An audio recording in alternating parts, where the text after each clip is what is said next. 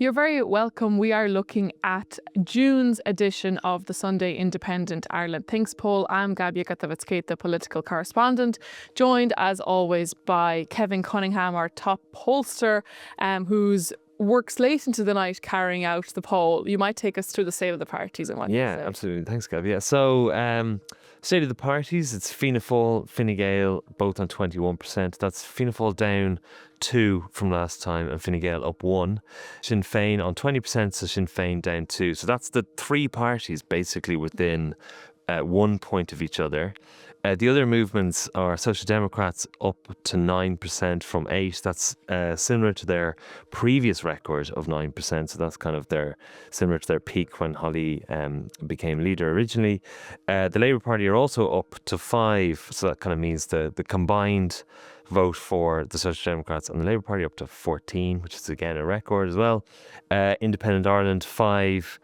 Ain't 2 5, People for Profit 3, the Green Party down to 1, which is the lowest I think we've had them on, and Independents and Others, that's 10% there. So yeah. Yeah, interesting to see how the Fianna Fáil slide continues from the last poll. Of course, we saw both Fianna Fáil and Micheál Martin that took the hit from the botched appointment of Brendan McDonagh, the NAMA boss, to this housing activation office, the housing czar, as it's also been dubbed. Yeah. So that slide is continuing. They're down by 2 in this poll. Fine Gael up slightly. They're up by 1 point. Sinn Féin, they're down 2. But interesting to see the support creeping up for some of those smaller parties by 1%. The Social Democrats up by 1. Independent Ireland up by 1. Ain to Labour also up by 1, as well as Independents and Others. So some of that support sort of shifting around. Fianna Fáil still, of course, the most popular party. But, you know, Fine Gael, they're joint now. And I think Fine Gael probably will be happy to be there. They want to be at Fianna Fáil's heels. Yeah, I think you're right. I think there was a bit of concern in Fine Gael around their polling figure relatively recently. There was some polls which had the party relatively low, but it seems that now, at least in this poll, that they've joined level with Fianna Fáil, which is kind of interesting. And exactly as you said, Fianna Fáil obviously 23 last time, and then the time before I think they might have been 24, 25 in our previous poll 2 months ago. So yeah, they've really started to decline after that initial post-election bounce, which is unfortunate for them. Although Simon Harris is still the most popular leader on 46%. Micheál Martin's the most popular leader on 46%, the same as last time.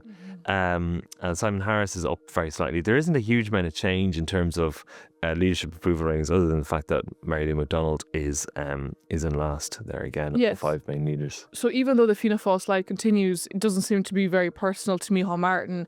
He still is the most popular party leader, as he has been for quite some time now. Simon Harris very slowly creeping up by 1%, by 1 point, 1 percentage point. You know, it's an okay poll, I think, for Fine Gael. They're going in a direction that they'll be relatively happy with. Holly Cairns, we're expecting her to come back in the summer. You know, she's still remaining 3rd most popular party leader. Like, interesting, I think, leader of the opposition, Mary Lou McDonald. There is some talk that, you know, could she potentially go for the Auras? She said that she's not going to. But, you know, she's the least popular party leader there. She's on 35%. She slipped by 1.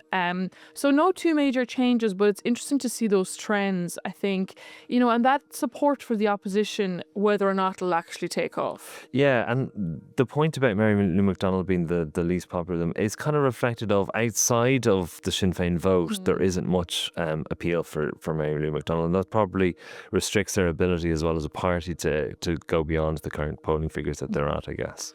And if you look at the biggest issues that are facing the country, what do respondents to your poll think?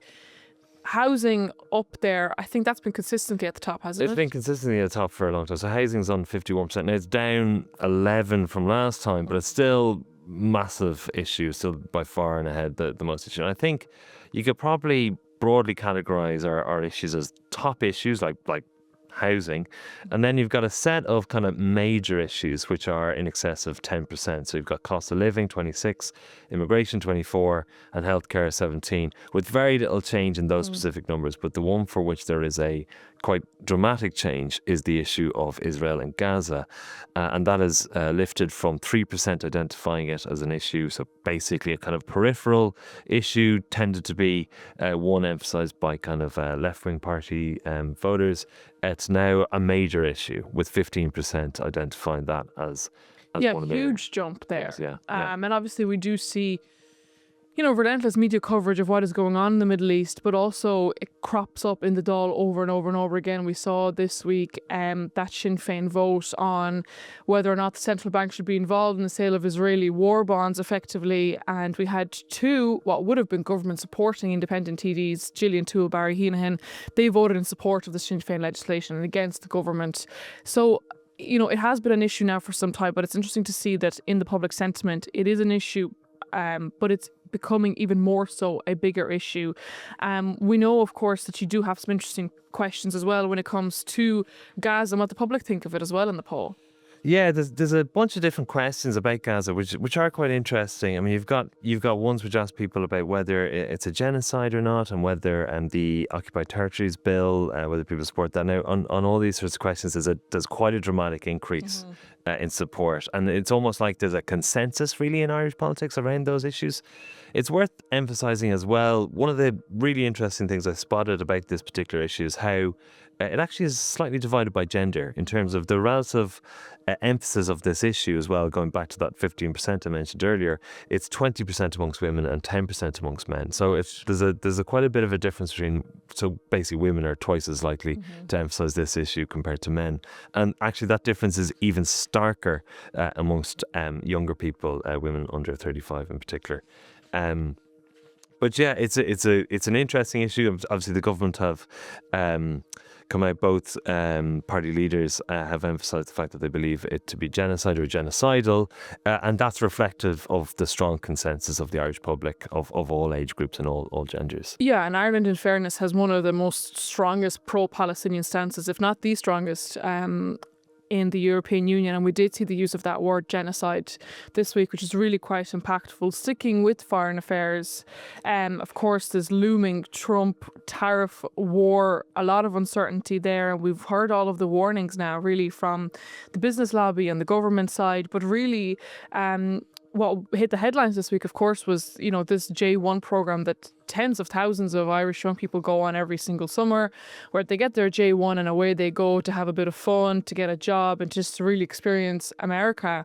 But even people who are travelling to the US, respondents to your poll, 70% of them say that they would have concerns about travelling to the US given the climate for Irish passport holders. We've also seen a few cases in recent weeks where Irish people who would have been living for a very long time over in the US, perhaps they didn't have the correct documents and now they're actually being deported. And this is what Trump has said he is going to do. And even though previously there would have been perhaps maybe a bit of a kinder approach to the Irish passport holder, doesn't really seem to be the case anymore.